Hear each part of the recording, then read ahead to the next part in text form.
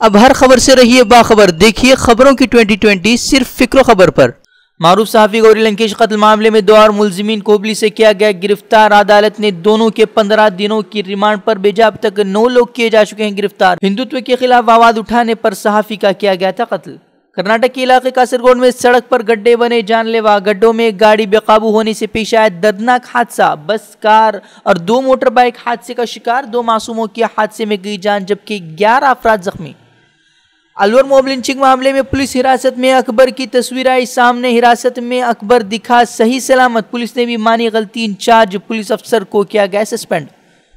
रोके नहीं रुक रहा हुजूमी तशद्दुद का सिलसिला। एमपी के संगरौली में बच्चा चोरी की अफवाह के बाद एक खातून का पीट कर कत्ल। मामले में 12 मुलजिमीन गिरफ्तार।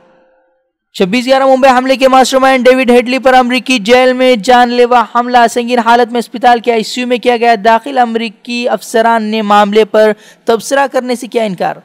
मराठा रिजर्वेशन को लेकर महाराष्ट्र में एहतजाज जारी। महाराष्ट्र के कई इलाके में की गई तोड़फोड़। रास्तों पर बसों को लगाई गई आग। महाराष्ट्र में बंद का ऐलान।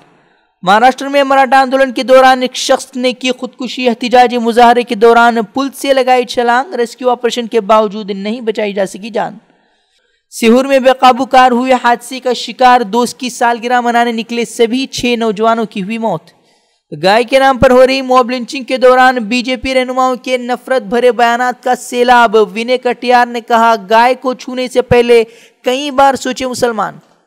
आरएसएस की झेली तंजीम मुस्लिम राष्ट्रीय मंच के सरबराह अंद्रेश कुमार के भी बिगड़े बोल। कहा, मुसलमान बीफ खाना बंद कर दें तो नहीं होगी लिंचिंग की वारदात।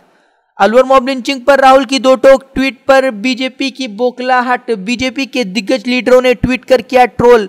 पीयूष गोयल और स्मृति ईरानी ने भी राहुल को बताया नफरत का सौदागर। मॉब लिंचिंग के वाकयात पर राहुल ने अफसोस का इजहार कर उसे ठहराया था मोदी का खौफनाक हिंदुस्तान।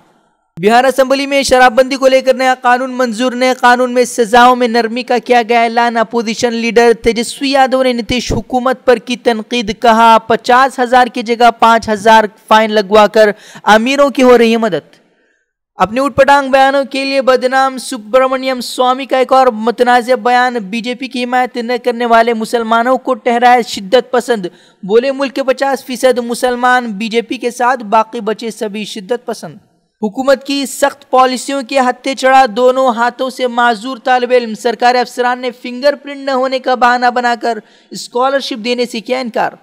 मगरबी बंगाल के दोकीमार गांव में सामने आया भीड़ का शैतानी चेहरा। बच्चा चोरी की अफवाह के बाद 4 खवातीन के साथ की गई मारपीट।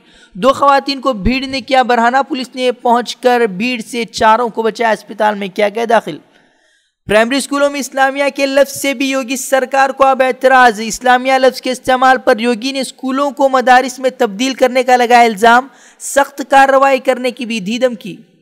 ट्रंप और ईरानी सदर के माबैन लफ्जी जंग तेज। ट्रंप की ईरान को धमकी। कहा, ईरान ने अमेरिका को मजीद धमकी दी तो संगीन नताइज भुगतने होंगे। ईरानी सदर ने अमेरिका को कल शेर की दुम से न खेलने की दी थी नसीहत। काबुल एयरपोर्ट पर किए गए खुदकश हमले में हलाकतों की तादाद में इजाफा। अब तक 30 लोगों की हलाकत की तस्दीक। नायब सदर के वतन वापसी के वक्त एयरपोर्ट पर किया गया था हमला।